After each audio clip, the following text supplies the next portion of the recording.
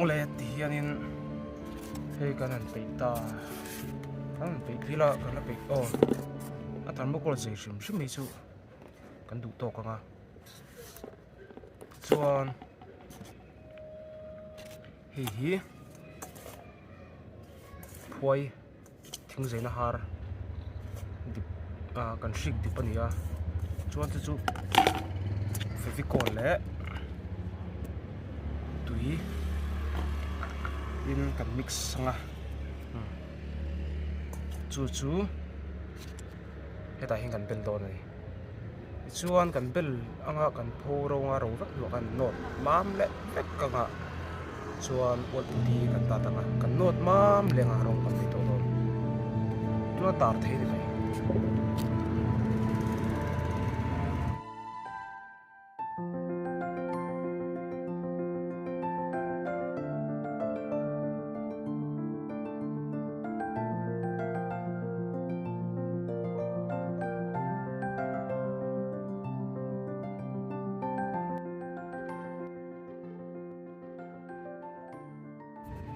ole hei ti hian kan pei fel ta abel thei to ni hi te ma tui lam pang de hi tha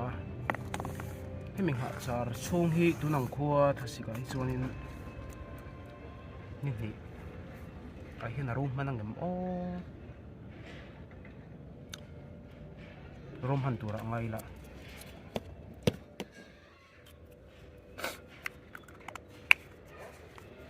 beltran don ani beltran to don ani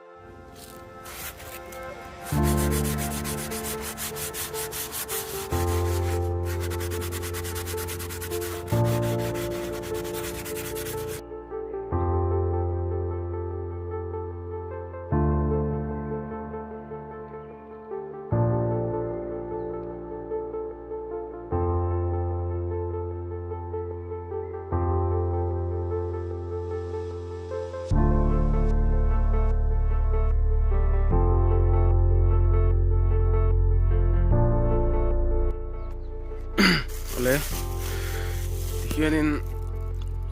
rong nei thei turin kan an pe felta mam thakap me ase thil var ve thei hlakani wal puti kan no na var kan tamo sep sep me ya van al ro ve ase ra chuna lo tle ko this one in he rong ani fabric thari mo ti ma hian rong ka hren pa po hi ngai lu tuk lo ni ngoi kan chopol don ani kan chopol don ani chopol an tila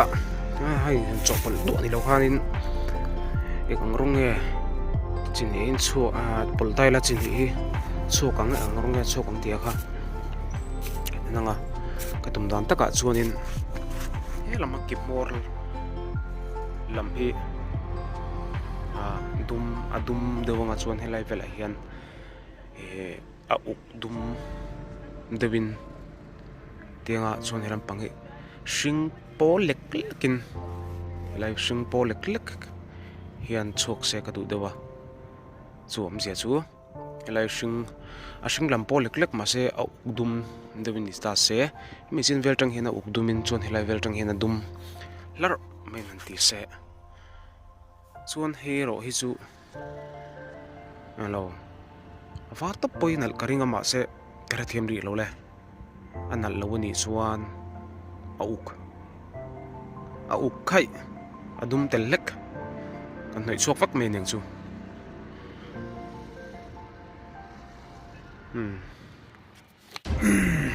ole hian first coat chu an big felta lai chin vel hi lem sen rong kai ding sen dum de